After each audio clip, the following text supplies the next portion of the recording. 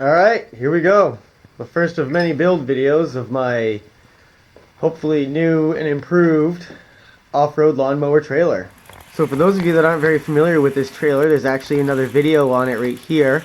It was originally built for the Murray off-road lawnmower, and for what it is, which is basically just a crappy little home-built trailer, it actually supports quite a bit of weight. It is by no means pretty. As you can see, it's built out of mostly signposts, some parts of galvanized steel, and well, those are just right angle brackets there that are axle supports. And like I said, the rear axle was actually manufactured by me. It's bushing based on the wheels, but I can upgrade it to bearings if I want to, which I might actually do when I upgrade this entire trailer. The problem right now with the trailer is really it's just it's kind of ugly.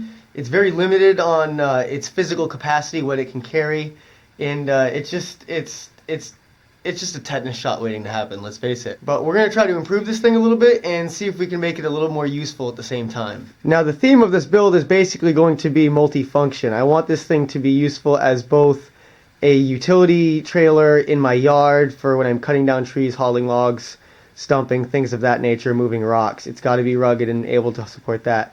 But at the same time, it also needs to be able to go off-road with me with my Sears off-road tractor. And I'm basically going to build this trailer exclusively for the Sears, for the sheer fact that the Sears is way better at hauling than the Murray ever will be. A few of the major changes will definitely be tires and wheels. It'll be getting bigger tires and wheels, so it will allow it to roll over obstacles much easier. The frame is going to remain generally the same, however I am going to remove much of the upright support, the draw tie tongue assembly, and I'm actually going to replace it with a more traditional Reese hitch assembly, which I have actually recently acquired, and I believe I'm going to cut just this hitch mount off.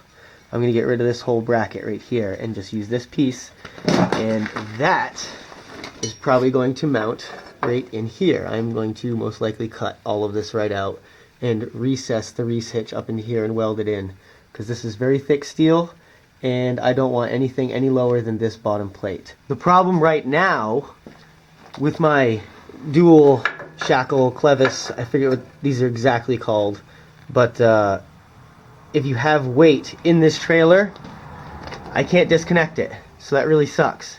So having the ball mount on the Reese hitch with this heavy duty tube steel and all that shit is going to be way more user friendly when removing it with weight inside or anything like that, and it'll offer a good amount of maneuverability. Maybe not as much as this setup, but it should still have quite a good amount of articulation between the tractor and the trailer for when I'm off-roading. Off-roading, which is basically all the time, because when am I ever on the road on this tractor? Never. So without me yammering on for 20 minutes about what I'm going to do, I'm going to get started. I got to cut all the steel off this thing piece by piece because I reuse all the steel I ever have because it costs money, and you know, I'm not made of money. So here we go.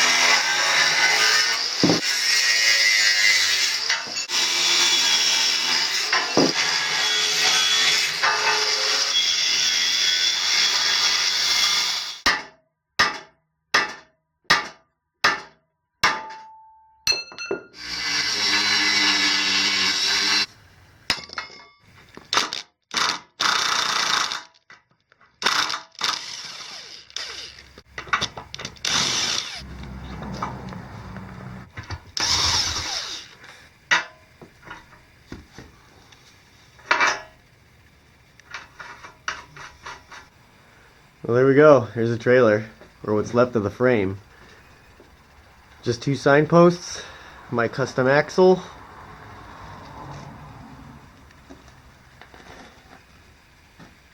and I guess they're right angle corner brackets. I don't really know the proper name for them, but that's what supports the axle. It's all welded together. And I left the front cross piece on there.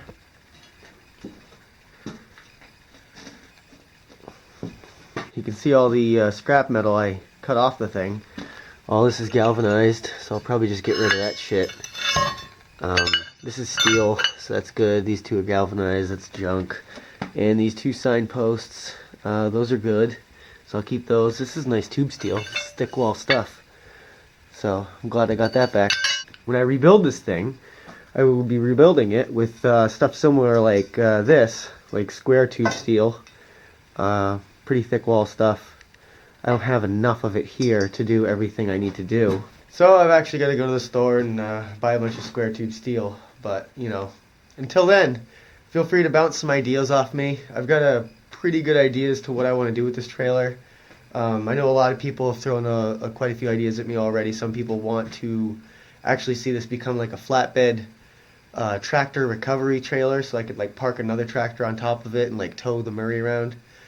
Which is actually a pretty cool concept. It's a good idea, but relatively useless from a functional standpoint. I'm never gonna tow the Murray through the woods with the Sears.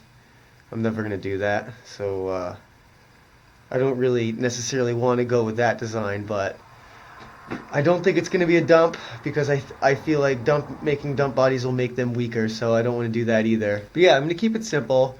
I'm gonna keep the center of gravity relatively low. But I am going to upgrade the tires. I'm not going to put those old crappy Sears tires back on. Those things were junk anyways, so they got to go. But, you know, I don't know. That's pretty much it. Thanks for watching the video, and keep an eye out for the next update on the off-road lawnmower trailer.